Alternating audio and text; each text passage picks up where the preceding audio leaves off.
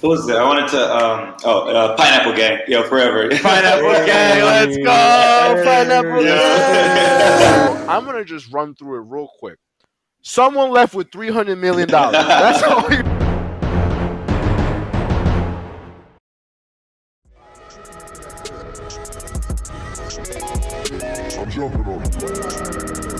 Hey, how's it going, guys? We're back with the Kickbox Podcast. I'm Nick.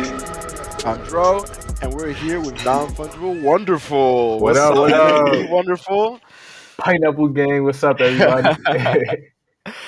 Thanks for joining. Thanks so much us, for man. joining in, man. Hey, We thank really you. appreciate I'm it. glad to be here, man. You know, these are conversations that we need to have with the new era that we're going into right now.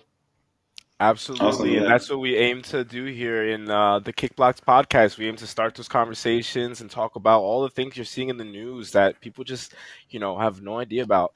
And so, with last episode, Wonderful, we talked a lot about, the key words, all the buzzwords you're hearing in the news right now: crypto, Mhm. NFTs, tokens, meme coins, like all of that. We kind of gave a very high level overview on how we kind of got into the whole world, where we come from and everything. So obviously you're NFT wonderful. So you're deep into the NFT world. So, Yeah. let's start off. Why don't you tell us a little bit about yourself, how you got into NFTs, what you're passionate about in the NFT space, and why you are NFT wonderful.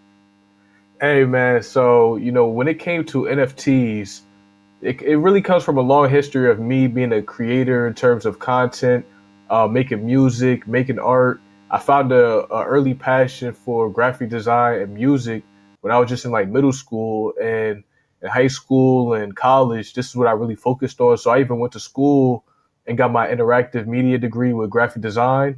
So throughout that course, Awesome. I was learning so much about future tech, AR, VR, and it really made me understand that the graphic design field was headed towards like a whole new wave. But I didn't really understand NFTs yet.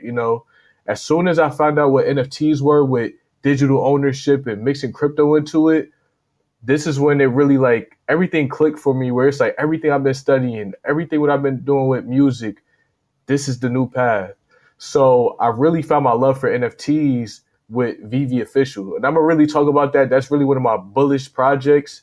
And when I found out about VV, I made my first video on YouTube, and I remember the first video I made got like 1,000 views in a day, and I was surprised because I come from making music and stuff, and sometimes it takes a lot to get 1,000 views. So I made the video. I saw like a lot of great feedback. Like people were just showing so much love. They liked the ideas I had. So I really started staying consistent with that. But I was always one of the first people, on certain people's videos. And if they drop something about NFTs or VV, I'll be the first person commenting. And that's why like a lot of people just knew me from the comments. And I also noticed that, the videos I was watching only had like 100 views, 200 views. So I knew that I was super early. But because I came from that graphic design background, it really helped me to see the vision. But with Right. VV, they have licensed IP NFTs. So, the thing about Beeple was the first NFT sale that I saw that really like piqued my interest. I'm like 69 million for these NFTs for a JPEG. I saw the headlines and I couldn't believe it. I'm like, yo, this is That's crazy. Yeah, Yeah, I no, started it's seeing. nuts. The fact that JPEGs, like you said, right, are going for that much right now is nuts. You talked about for a second there that light bulb moment that you had, right? I feel like Mhm. everybody who enters this sphere, and me and Nick talked about it last episode, what that light bulb moment was. I remember I was sitting there and somebody talked about an example on ticket stubs, and Michael Jordan's ticket stub for one of his college games sold for something like $200,000 or something like that, like Dang, yeah, that's crazy. the physical paper that it would deteriorate, right? Hmm. And somebody said, well, now imagine if that was just digital and it could never deteriorate and it would only appreciate in value, right? For me, that was my light bulb moment, right? Because Hmm. my background kind of didn't permit that. For your light bulb moment, what was that like? Take yourself back to when you said you had this background in all these different spaces and everything. What was it like that moment that it all came together and you were like, wow. Man, to be honest, my light bulb moment was very critical, man. My light bulb moment was to the point where you know, I just moved from New Jersey to North Carolina, right? I'm Right. working at this pharmaceutical job, and I'm doing graphic design and stuff for them, and great job, great people, but as soon as I found out about NFTs, I was doing so much research every day that I realized that I had to quit my job. So I quit my job and I just went all in with NFTs. I started creating so much content and I literally felt energized like all the time. I felt like I was like, yo, like this is everything I've been wanting. This is everything I've been waiting for. Like everything in my life has been leading up to this. So that light bulb moment was scary because, when I started telling people about it, people were not really having a good reaction. They were thinking I was getting scammed. They thinking I'm too excited. I'm lost. I'm caught up in the hype. But I'm telling them like, yo, what I'm doing right now, this is gonna pay off big time because I found out about Vivi and like you said, imagine if you could have that first Michael Jordan NFT stuff. Yo, I have the first ever Marvel NFT. I had the one of the first ever Disney That's and DC's. Like, yeah, like I like when I found this, I was like, that's yo, crazy. I really found a platform that's about to go crazy. And not only the platform, but the community is great too. So yeah, that light bulb moment for me was very energizing. Like it got me into a whole new mindset. It made my life feel like full again. Yeah. Oh, Yeah, and I I feel love that. that I you feel said that that. 100%. Yeah. I feel like you've always been like ahead of the times when it comes to like digital marketing, music. Like even back when we were in like college, I would always see your content and be like, this kid is like on another planet. Like he's definitely like making moves.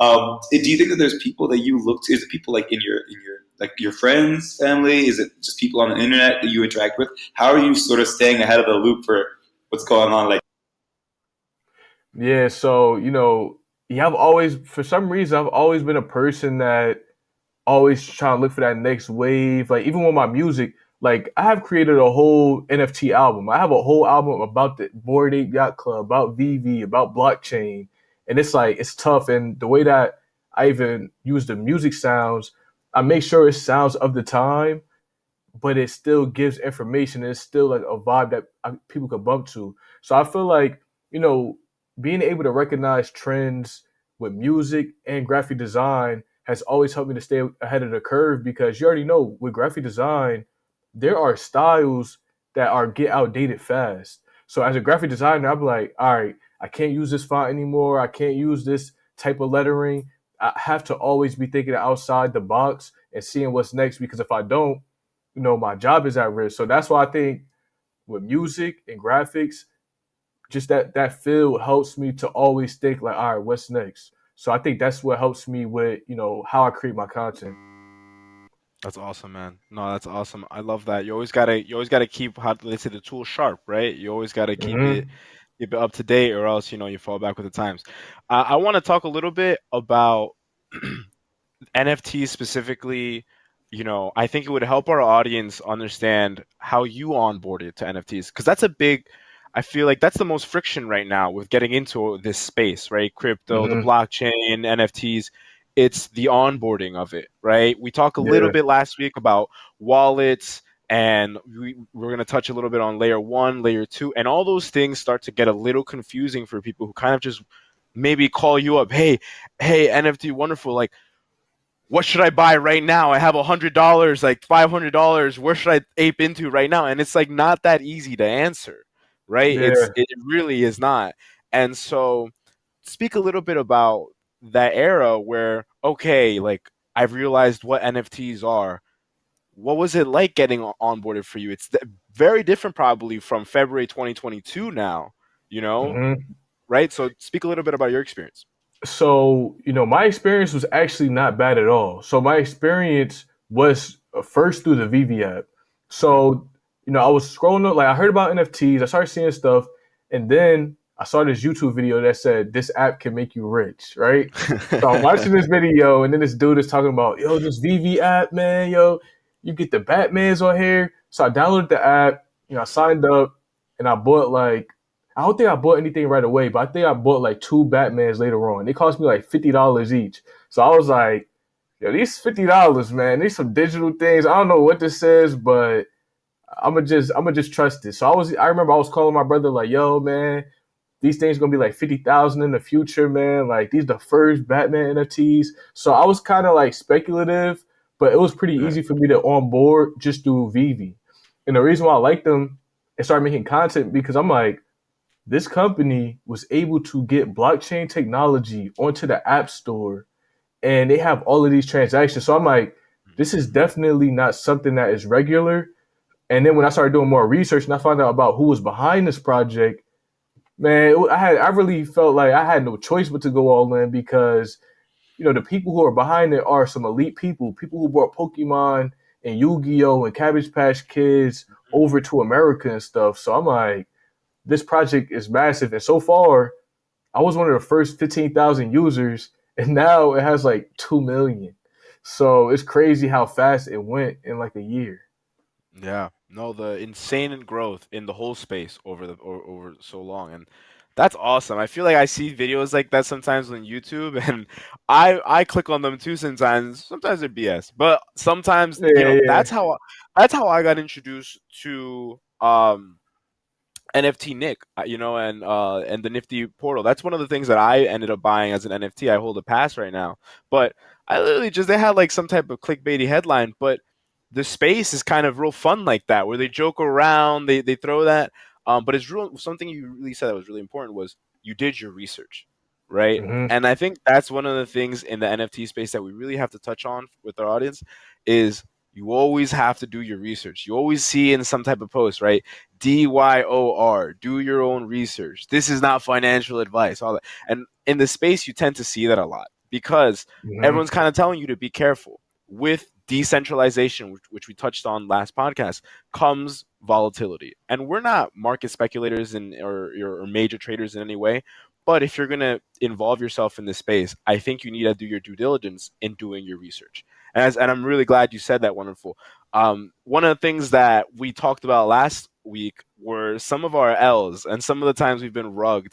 And really, anytime it's happened to me is because I FOMO'd in, I didn't do my research, and I bought some silly NFT that's currently worth nothing. Hmm. Can you? Name of the name of the game is you can only get rugged if you don't like the art. Okay, but I still got my. Word. Word. That's facts, though. That's facts. So can you talk about an experience? Maybe maybe you haven't gone rugged or it wasn't something like that, but something that really made you learn the lesson the hard way. Yeah, yeah. I actually have a big lesson. So, and I'm not happy that this happened to me, but I'm grateful Right, it happened to me.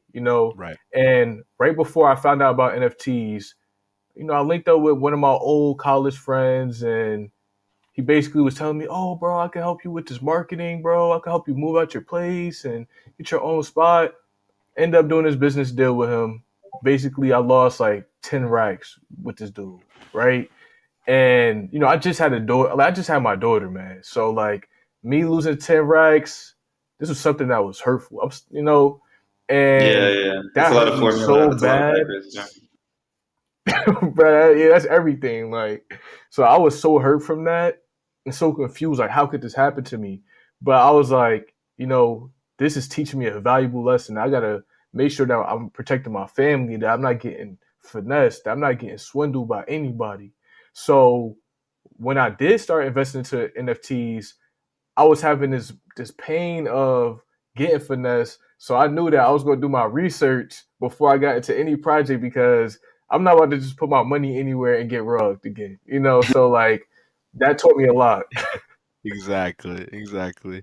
Yeah, Oh yeah. man, I'm still holding like three weird looking skeleton things in a wallet somewhere that I haven't opened up in like months. Man, But man. that's neither here nor there. I think I like the art a little bit now, so I think we'll Yeah, be that's all an right. NFT game. That's an NFT game. So Wonderful. I have to ask because you started off the podcast saying you're Pineapple Gang, right? So Yes, what's that about? What's sir. that about? I see you in the back, Pineapple Hey, Gang. Yes, pineapple gang. sir. Yo, Pineapple Gang, man.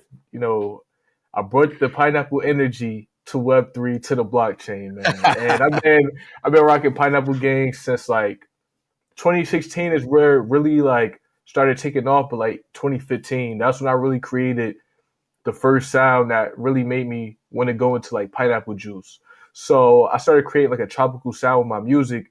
And that's the thing about my music too, is where I will also create my beats. I will rap on it and engineer. Nowadays I don't create my beats as much, but I still do add sounds on my beats. But I was trying to find a new sound for my music, and I started adding like this tropical trap sound. So my grandfather, he's from St. Kitts, so I have like island vibes and island roots. So I was kind of going with the island vibes for my music and for my mixtapes and stuff, and it just started evolving over time. And the pineapple has really been like a staple, iconic, piece of my brand, man. That's awesome. We once threw a party back in college, and after the party, the entire venue was covered with pineapple guts. We like turned on the lights. We were like, "You, pineapple gang just pulled up. We should have known. We should have known." Yeah, pineapple gang, man. We would do shows, be smashing the pineapples everywhere. Yo, Yo, where venues would be was kicking us I? out. Yo, we used to be going crazy. Like pineapple gang, we'd be smashing it on people's heads and stuff. Like it was really a Oh, movement. It's damn. still a movement, but it's like I'm happy to be evolving the brand into this space because now, even on my YouTube, that's what I say every time. Pineapple Gang is non-fungible wonderful. Like that's how I started off every video where it's like Pineapple Gang is still the vibe, and we're gonna make a Pineapple Metaverse too in the future. Let's go. I All right, cool. Let's do it. love The that. I love that. I love that. So, what are some things like since the year just started, a lot of things are going on. What's catching your attention? What do you think has changed 2021 to 2022, and how is that changing your approach and the projects that you're? Yeah, so that's a great question. A lot has changed, man. As being an early person in this NFT space, it moves super fast. Like every month is something new. You always have to stay up to date because you could be on one project, then this project popping off.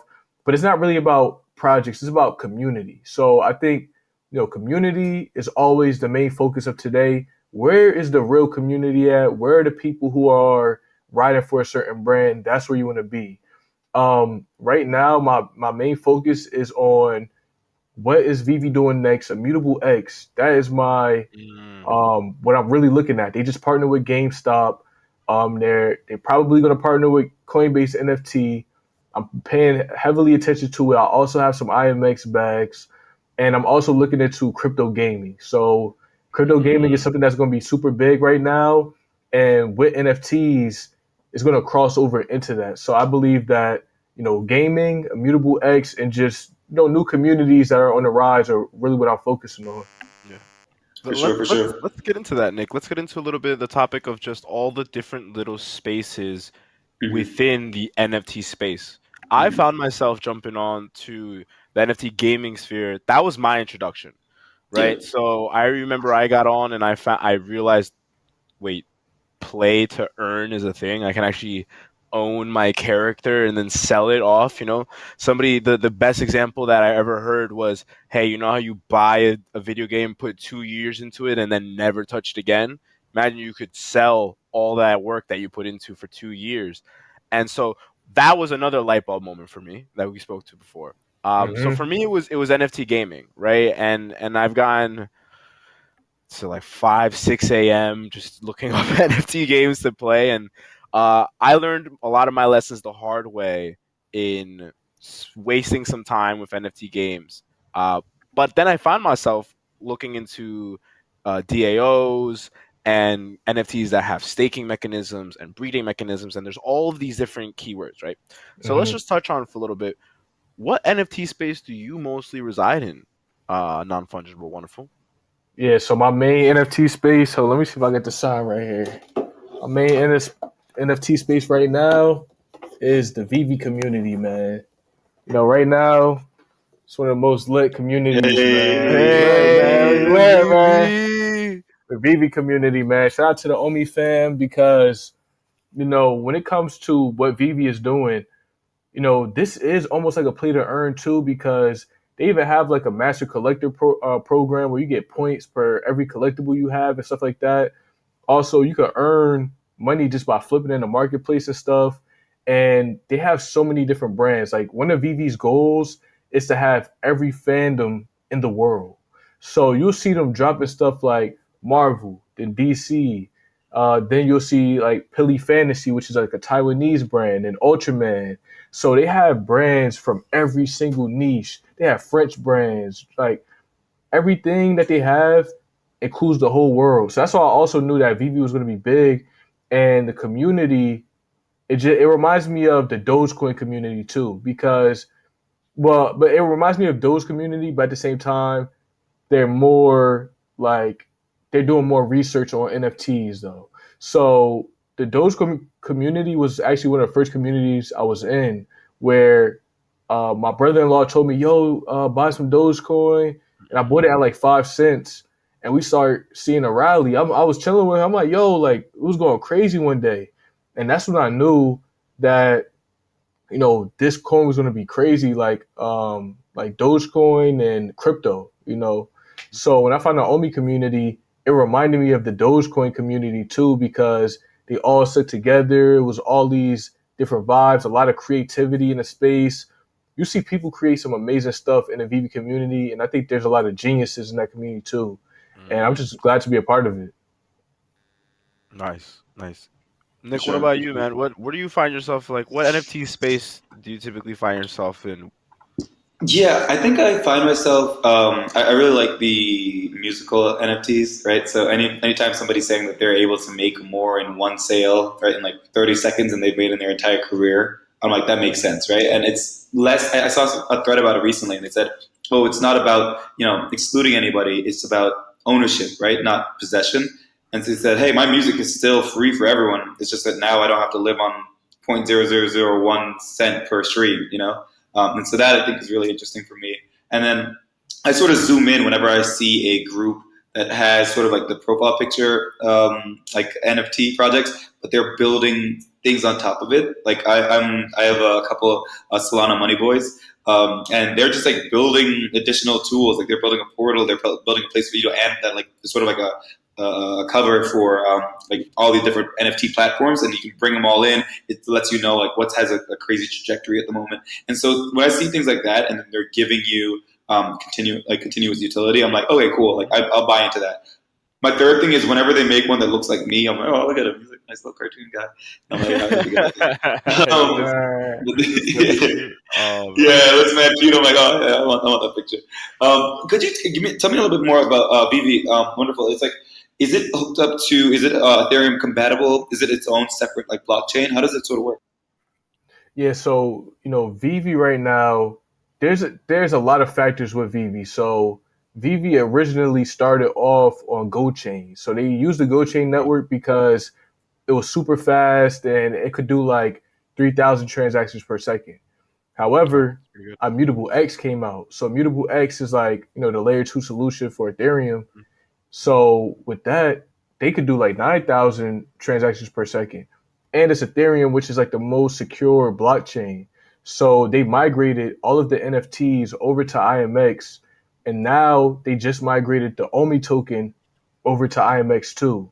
So everything's in the background. However, there is about to be an open ecosystem for VV NFT. So right now it's a closed NFT environment just because it's on the App Store. There's certain payout features that need to be done the right way because there's money laundering things and all Yeah. type of stuff that they have to do legally just to make sure that this can be a business that runs forever.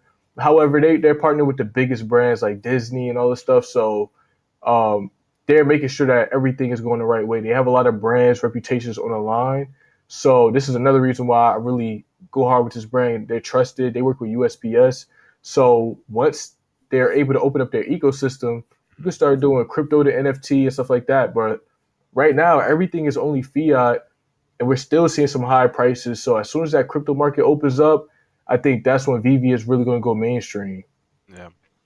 I love everything you're saying right now, wonderful, because the conviction that you have in that project, you can hear that it comes from the hours of research that you've done into the project to make sure you weren't getting rugged again and to make sure that you knew exactly what was going on with the project. And anybody who invests in an NFT, I think if you don't have the time to go full time with it, for example, I don't have the time to go full time with it. I'm not a day trader. I have a day job, a 9 to 5. I work remote, but I still have a day thing that I do. And I feel like a lot of people are going to be onboarded into this world in that type of scenario. Not everybody has, the ability to kind of go and spend hours and hours and hours. They got to go to work and come back. And so, even yourself, you had that moment where you said, "This is where I'm going to quit and I'm going to go all in," right? Yeah. And so with these with these NFTs, the community, right? You spoke on that a little bit, right? I think in my experience, man, and I've seen so many of these NFTs right now are trying to build a community of promises and and hype and right now there's people like Gary V and other big people names telling you, big headlines, 99% of these projects will fail. And you see Hmm. that and and it's kind of hard to see that and also have a conversation with somebody and tell them, "Hey, this isn't a scam, I swear." And explain to them what it is. So, uh, one of the important things that I love that it sounds like you do is that you're constantly researching. You know what your NFT projects are doing in the future. You know what their goals are. You know what's upcoming in their roadmap. And to anybody listening out there, that's exactly how you should feel about a project that you're going to invest in. I think a little bit people sometimes people can get detached from the fact that you're investing into a project, a development team, a community, whatever it is, right? Whatever it is that NFT is offering you, a utility, whether it's a tool that's going to help you do something, you are investing into that. And I think that's really important for people to remember that that's what you're doing. Or you're Nick and you just think it's cute, so you bought 10 of them. Right, Nick? Right, right. Well, that's the thing too. Like, you have to figure out, is this an investment or is this discretionary budget? You know what I'm saying? Because if it's just to have fun with the homies, then like that's a different thing. But there are people who are like strategic NFT investors. You know what I'm saying? And that's like it takes a lot of work. You got to be like on all the discords. You got to be on all the different chats, following those trends. I think it's exciting to see the sort of like spread in the field, right? People always like, what are we going to do when the robots take our jobs? It's like, we're going to find something to do. You know what I'm saying? We're going to find something to pop up. And I think it's exciting to see these new fields emerging, right? Like community manager. Like to Wonderful's point, community manager was not a big thing 10 years ago. Now it's like almost it's required for any like young startup to have a very high focus on community, right? Even it's coming into competition with product, right? That kind of focus, and learning how to like figure out early on which NFT projects are going to be big, how to evaluate those. Maybe there's going to be NFT venture capitalists soon. You know what I'm saying? And that like the work that we've put in, for these past couple of years are going to be ones that are valuable. And so, especially in a space like this where a lot of the specifics might be like opaque or cloudy. If you were working on the internet in like 1999, you don't know which thing's gonna pop, but you're in the right place. And Mhm. so even through ups and downs, I think it still feels like that energy you're talking about. Wonderful. Like I still feel that every day. I'm just like, yo, this is exciting. These are all the people I want to be working with. My NFT looks mad cute right now. Like I'm locked. Right, right. Yeah, man. I feel like this whole space is showing us a whole nother aspect of just business in general. Like you said, like the future is gonna look a lot different. And the more I've been researching this space, I realized that this space is built around what the future is gonna look like in the next 30 years, with how everything is gonna change, electric vehicles and blockchain and physical items not being even you know, produced as much. A lot of these physical items that we have today are going to be scarce. That's why Pokemon cards are the new art. That's why a lot of stuff that we wouldn't see as art now is going to be art, because everything is going to be so digital that the physical world is going to be a whole nother thing. It's going to have a whole nother meaning in the future. Uh, Yeah. Yeah, yeah. feel that. And I also think that it's interesting to see the ways the technology affects the art, right? The art effects is obviously boosted by the technology, but you'll see that like music changed when YouTube came around, right? And then music changed again when TikTok came around. And I think that NFTs are going to change the style of music again. And I think it honestly might change it back. The pendulum might swing back over, right? When you've moved away from a hits driven business and you're focusing on very specific collectors, for example, with music NFTs, you can afford to pour your heart and soul into music. So we might see like a strong focus instead of like that, one quick 15-second clip that you're hoping that somebody's going to do this to. You might see that like people are pouring their all into long, magnus opus storytelling because they know they're going to be able to get rewarded for that in ways that haven't been conducive in the streaming era. And so that's something I think I'm focused on too. Do you sort of have like a feeling in your heart around like how NFTs might affect the way you approach your music? And Yeah. So, I like what you said about how, music is going to change with this new technology. Yeah. We're heading into a new era that a lot of artists need to learn this. I'm going to just say it, man. I really felt like my album I just made, it's one of the best albums to really capture this NFT space. And I really feel that like, shit, talk that like, shit. yeah, like, it's tough. Like I like bumping it, and it's just, it's just my journey, it's my path. So of course I'm loving it, but I also see how this could really change the future in terms of just releasing NFTs and having an environment where you could have it in a fashion show where people are wearing their digital avatars, and now we can actually create the landscapes that we want to. When it comes to doing a show, I'm smashing pineapples all over the place because I'm trying to leave my mark. I'm trying to make sure that people is like, yo, like this dude is crazy. But now I can actually create some digital items and I could perform a show in Decentraland or something. And now everybody is there in a digital format, being them and they digital selves. So like you said, man, I think music is going to change. And even right now, with music NFTs, we are pioneers because there is no real format for how this is done. So we can create the new format for NFT music and the way that music is going to be played in the metaverse. Yeah, and you know what? It's really cool having you on here as a uh giving the creator perspective for this, right? Because really if I were to categorize myself, I'm a part-time trader and participant in the NFT gaming sphere, probably, mostly, right? But you're a creator, and Nick is too. He's actually, I own one of Nick's NFTs actually. And so I had Hey. to help, I had to invest in my homie, right? Because if Hmm. that's, you invest in the people you know are gonna win. And so, but as a creator, what can you say to the other creators out there who aren't devs, they're not crypto experts, they're passionate about their art and they see web3, they see NFTs, the crypto space, they see this space, they see the opportunity, but they're not experts yet. What advice, what tips, what in your experience can you give to them? Yeah. I would say I definitely have some advice for people like that. I would say find the easiest way for you to get into this NFT space. Let's say if you want to release NFTs every day, find the easiest way for you to do that every single day. One of the things about me being a creator was with my YouTube, I was studying YouTube for years, just like I always wanted to do YouTube. And I remember I was watching this one YouTuber. He was like, yo, don't edit your videos. Don't do all this extra stuff. Focus on your thumbnail, focus on your title, but don't do all this extra stuff. Try to post as much as you can 5 times a day.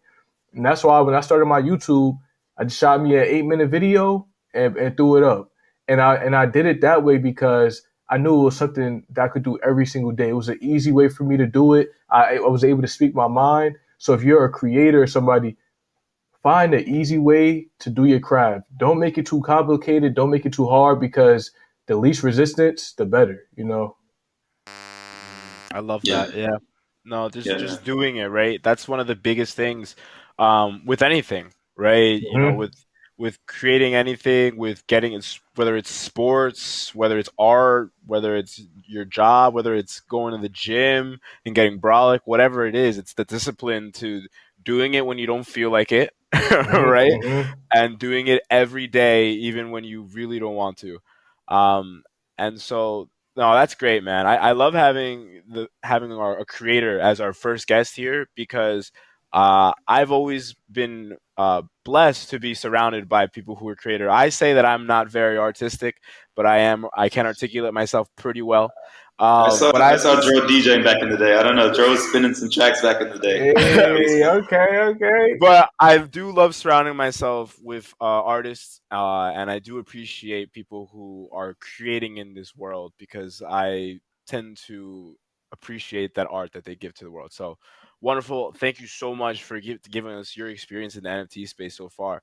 I want to move on now to current events and get your reaction, your take on some of the wild things that's happened this week, right? And we Hmm. can't have a podcast this week without talking about the over $300 million hack in the Ethereum Solana wormhole bridge. Now, a buddy. lot of people don't even know what wormhole is, what a bridge is, what it is. So I'm gonna just run through it real quick. Someone left with $300 million. That's all. That's the biggest thing. Okay, but in all seriousness, the exploit really exposed a loophole in the code to simplify things, right? A bug, a loophole in the code, uh, whatever you want to call it. And because of this loophole, a hacker or hackers, we don't know, were able to go in and essentially steal 300 million over $300 million worth of crypto coins, right? That's it at a high level, right? And so the reason, and if you can go on Yahoo Finance, you can go on all the major news outlets right now, and you'll see the effect that had on the Solana market, on the Ethereum market, all the Man, FUD that happened afterwards, they're eating it. all the developers that came out speaking about it, the Twitter threads, so much came out of that event. I'll quickly speak before giving you guys the floor. My favorite thing about all of that, and kind of a silver lining in the space really getting exposed for a little bit, was how the Solana developers reacted. The Solana developers didn't hide. They didn't try to come up with some excuse. And Wormhole actually came out and found the funding to replace all that money, right? But what did the Solana developers do? And in the spirit of Web3 open source and all this, they had a Twitter space and invited anybody to come in there and speak. All the big heads in the space, any listener on Twitter who wanted to come in, all the main developers came in, and they just said, "Let's talk about it." And I really am emphasizing that because you don't see that in Web2 big corporate world. Like when has Google ever had a downage and gone, "Hey guys, jump on this Twitter space"? Like that's never happening, right? So the silver lining in all this for me is the reaction from the infrastructure, the Solana devs, the wormhole, to really kind of um, legitimize all of this, right? Because I fear that people are going to come in and say, "See, it's a scam. You're going to lose your money." But then you can come in and go, "No, we reacted with professionalism. We dealt with it. Business as usual.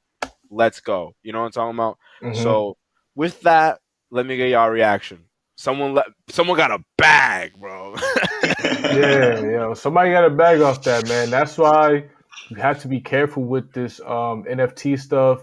A lot of people, especially like if they're older or something, it's hard for them to know how to use the wallets and everything. Everybody is pretty new to this stuff, so when it comes to bridges and these loopholes and especially things with code and smart contracts, you have to be more careful than ever. That's why, I really focus on certain NFT projects that I feel are safe bets. But like you said, man, when the team is coming together and saying, yo, we're going to talk about it out in the open, that's what you need. That's who you invest in because when something goes wrong, you have somebody to look for. I see, people getting rug pulled all the time and stuff, and even the VV team is like that. Right? Recently, there's been a problem with people saying that there's bots and people's accounts getting restricted for certain things. And VV they always have AMAs where you could speak directly to the people, and they always are open ended about things, and they listen to the community a lot. So teams that listen to the community and that are honest, Web3 is all about transparency. Everything is recorded on the blockchain, everything is out in the open. So you have to move with that decentralized spirit in this, or you're not going to win. It has to be honest. Yeah, agreed. Agreed, Nick. You know me, I'm always optimistic. But I think for me, I saw a couple tweets this week that was like just related to this, sort of tangentially. Hmm. One was talking about how like banks, when they were first started, had Yep. loads of run-ins on them. Every new technology, any new method of us coordinating is going to have security flaws, and like Yeah. those are just parts. It's just the way things look when you're still forming them. It doesn't make me feel like, oh no, let's go back to the Web 2 days, and let's like like let the banks figure everything out. You know what I'm saying? Like there's been plenty of organizations, Web 2, not, I mean, Wells Fargo is stealing my money in front of me. So, like, I can't, like, they definitely stole more than 300 million from people the past year. So, I feel like it's just part of growing, you know? Something I saw this past week was somebody said, it was like one of the anonymous, like hentai picture guys, and they were like, yeah, I'll give one Ethereum to anyone who can dox me right now. And like that's the kind of energy I like. You know, people are out here paying for people to test them, and he's like, "Yo, DM me my identity, and I'll pay you like what's one ETH right now? 2000 It went up. something, 3000. Is it Oh, three? yep. It went back to Oh, three. we back, baby. Let's Yeah, go. we let. It's Exactly. So out. he's offering 3K worth of pressure. He put a price on his own head. And like that's what you do when you try to improve, you know what I'm saying? And so if Solana has to lose 300 million, Wormhole has to bring it back, like you're not out of the game. It just means tighten up, learn for next time. Everybody, like Joe said, everybody get in the room. Let's figure out what happened. So next time there's even one more layer of defenses. And I think that's just the spirit of, as the Solana guys always call it, like eating glass. Like it's gonna be tough, but we're gonna get through it. You know what I'm saying? You just got to be willing to take that pain. Uh, Joe, I what do you saw think that. right I saw that same graph about bank robberies. It was yo. It wasn't even that long ago. It was like the early 2000s. There was like 6 to 8 thousand bank robberies. And it was like, what the? I used to, yeah, I used to rob banks. Like, who didn't? Yeah, and Yeah, and now they're like, oh, it's lower down. It's still like at 2,000 a year, and I'm like, where are all these banks getting? yeah, because people scamming and stuff, they getting this bread. Yeah, like what you said, Nick. Like, Yeah. bruh, when you an early adopter, yo, you got to go through the struggle. Like with Vivi, yo, there's a lot of people who love Vivi, but there's also a lot of people who have mixed feelings about Vivi because Vivi is so new that sometimes things get pushed back, sometimes things go wrong. Never been nothing too crazy. It's mostly technical stuff and stuff that's coming soon, but you have to be willing to go through this. And like you said, yo, having that positive mindset, like Nick, you always positive, bro. Like I feel like we always been positive vibes, and you have to have that positive mindset. Like don't be naive to certain things, but when you see that, all right, I could trust this company. Of course, okay, they're going through some problems.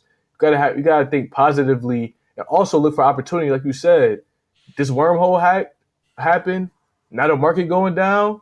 Perfect time to buy. You know what I mean? Perfect Perfect time time to to buy the dip. buy. Like, yo, No I Exactly. feel like paper we hand helping. and shit. And there's only Yeah, no paper yeah, and there's hand. really only two options, right? You can either hop in early, right, and deal with those pressure pains, those growing pains, that feeling of like, okay, cool, I got to piece these things together. Joe, you were telling me you're trying to like learn how to like code in this space, and you're like, wow, like there's not as much documentation as there usually is.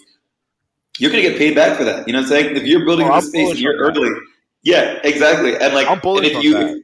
if you wanted to wait and like take the easy road and wait till it's paved and wait till like what I'm saying, you're not going to be on the Oregon Trail, you're not going to catch dysentery, but you're still going to be out there when it's like really valuable. And I think that's the exciting part right now. We're really like it's the gold rush. You know what I'm saying? Maybe there's not as many hotels out here, but we're gonna make it big. Yeah. Yeah. So I want to tell Wonderful about that actually because I'm not a developer by any means, but I've worked with developers and as engineer before.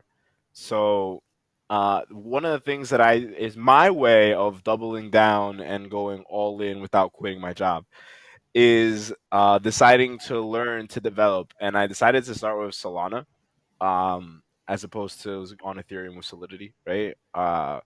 But one of the things that I'm bullish on, Wonderful, is there is not a lot of tutorial material on how to like really, really build and not just build, but get through errors and roadblocks when it comes to development on like Solana and Solidity.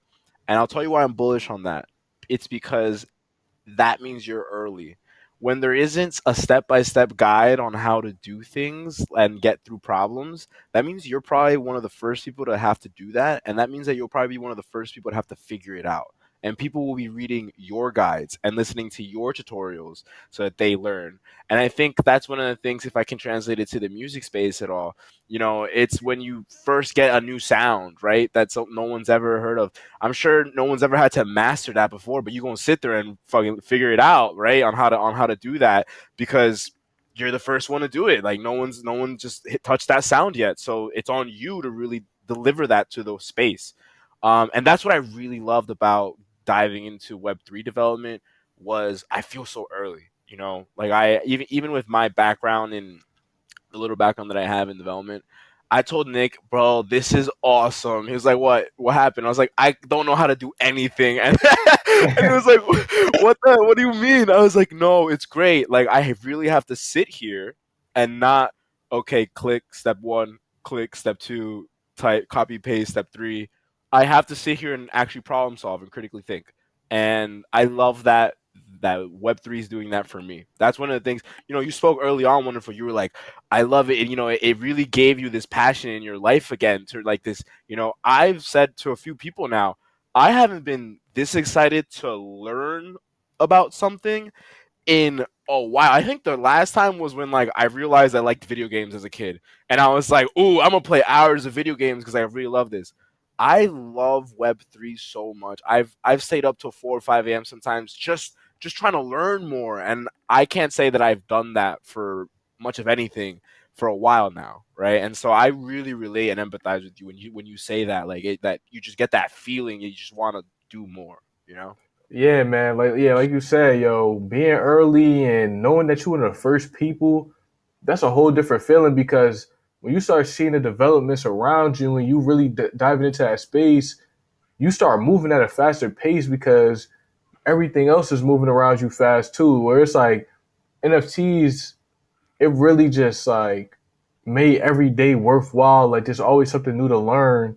And yeah, yo, we make the blueprint. So, you can start documenting your process of learning Solana and that can inspire other people.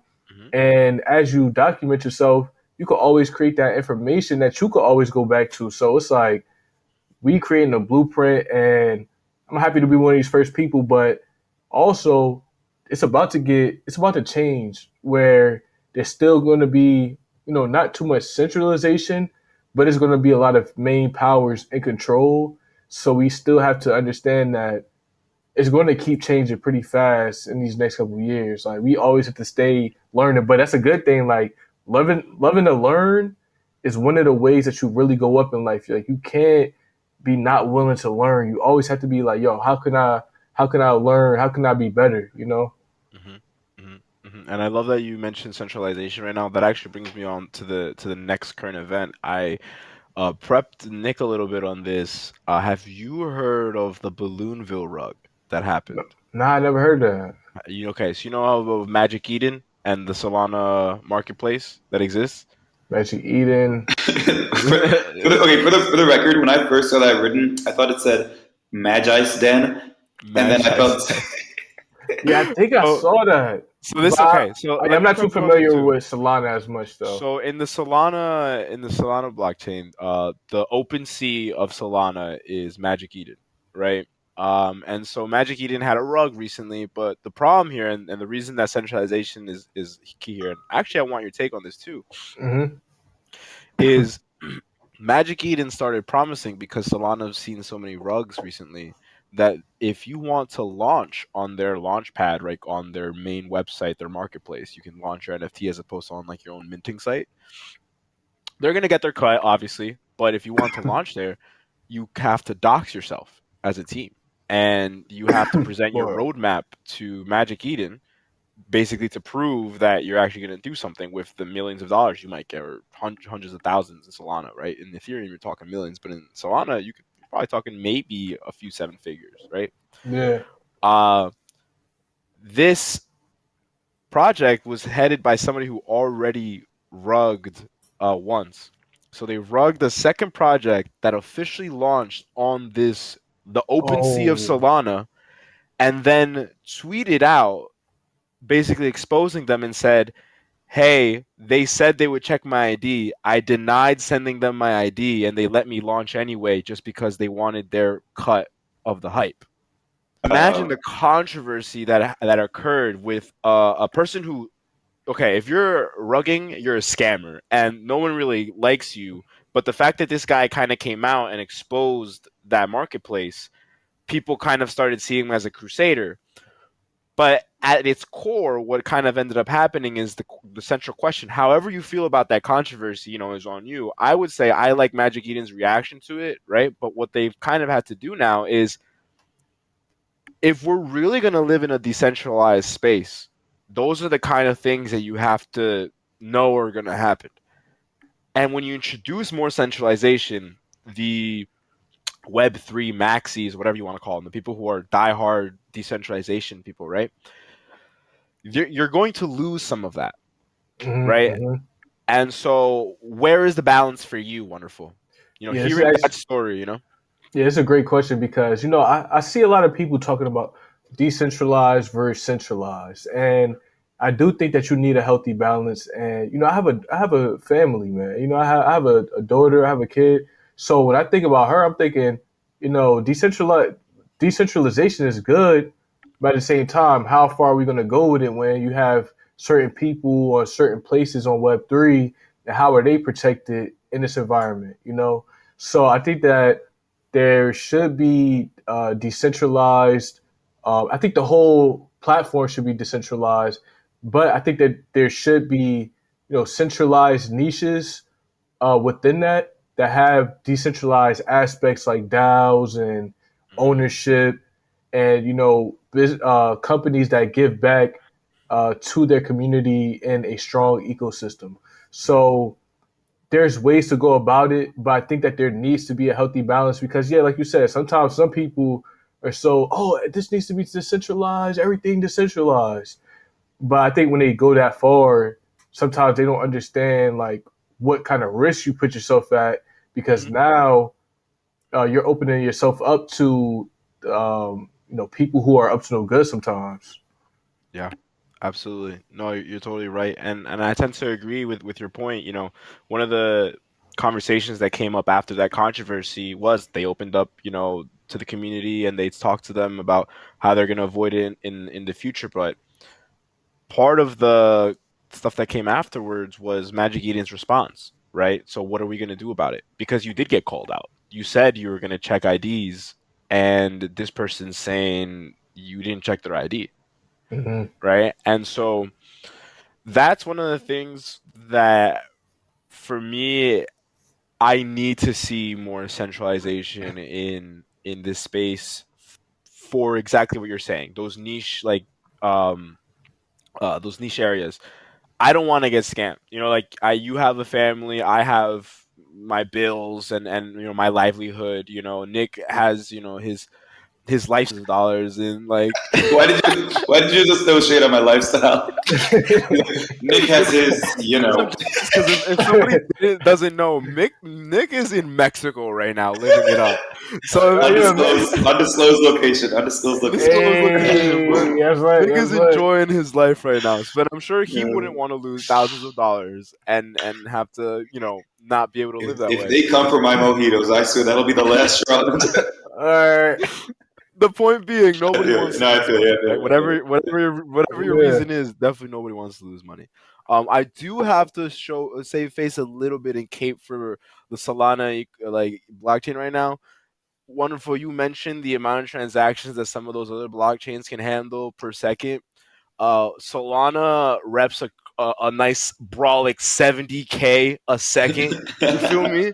Yeah, That's buddy. brolic. That's brolic. That's It's valid. coming. It's coming. 70K, and it costs less than the Visa transaction per transaction. So it's really solid, and that's why the news was kind of big because if anybody doesn't know, in the 2020, in the beginning, Solana, the coin, was worth about $1, 2 or 3, had like an all time high, maybe like $5, something like that.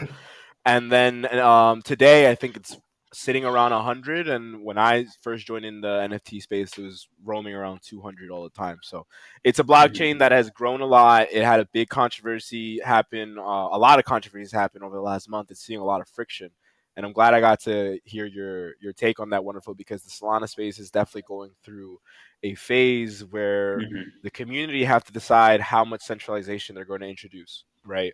Because we are in a majorly decentralized space, which is great, you know. Mhm. But I nobody wants to lose their livelihood. So Yeah. Okay, so Yeah. when it comes to the next thing that's going to go from $1 to $250, we have the next section, which is who to follow. And so we love to put this out there, sponsor creators, and just put on for people who are really putting out great content. And so for my pick for the WTF section, my selection is Fatty McCormick.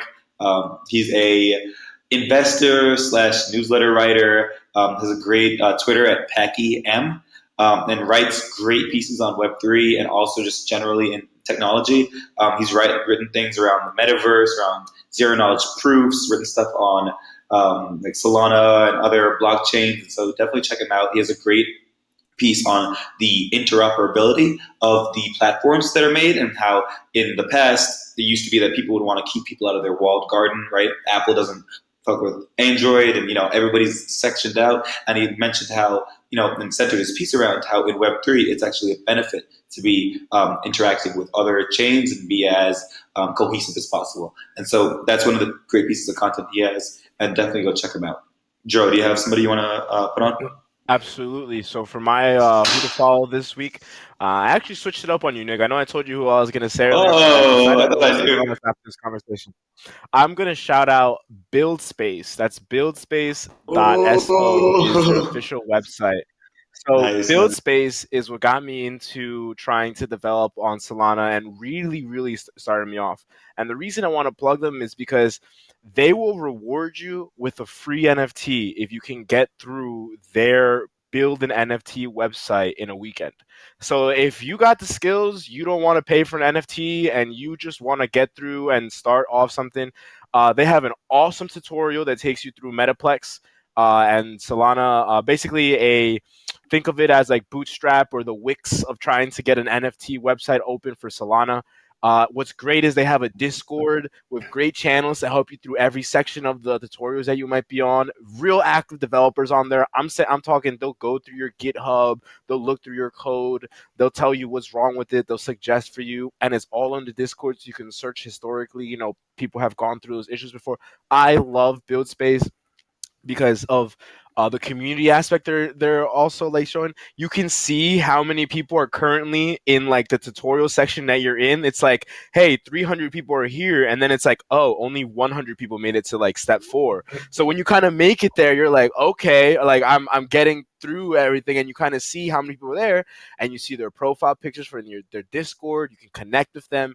It's an awesome space that they're building there. That's buildspace.so. You can start developing on the Web3 in a weekend. I promise you, you can. If you have nothing to do after you're done with work on Friday and you can build through, I promise you by Monday morning, you can have an NFT website open on the Solana blockchain.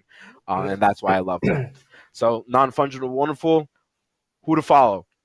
Hey, I want to shout out to my boy The Gale, man. He is a VV YouTuber, and he always has some gems about building your collection and completing sets and doing a lot with VV. He always has like great content, and on Twitter he talks a lot about VV NFTs as well. So The Gale, he's a great person that I look up to in terms of creating that good content about VV. Nice. I'm gonna give him a follow. I'm not gonna lie, man. I have to do my research on Vivi. You got me so excited to see what's up over there, man. Because the way you're talking about it, the conviction you have, that's exactly what I'd be bullish on. When I see somebody on the space talking the way you're talking about a project, I gotta do my homework on it and at least, figure out, I got some paychecks coming up, might throw my, the income taxes coming Yeah. through, you Yo, definitely, man. know. Vivi is really next up, man. Vivi, a worldwide brand, going to have billions of users. That's Big, great, big, man. big. That's It's great. super exciting. Well, Well, wonderful. Thank you so much for coming to the Kickblocks podcast. It's been so great talking to you about NFTs and life throughout this. I'm so glad we were able to get a creator as our first guest. You're our first guest here on the Kickblocks podcast. Hey. And we're honored to have you on here. Uh, It was a pleasure. Nick, anything you want to say before we finish off here? What was it? I wanted to Pineapple Gang, yo, forever. Pineapple Gang, let's go! Pineapple Gang! It's the Kickbox Podcast. We'll catch you next week. Talk to you guys. Catch you next time. I'm jumping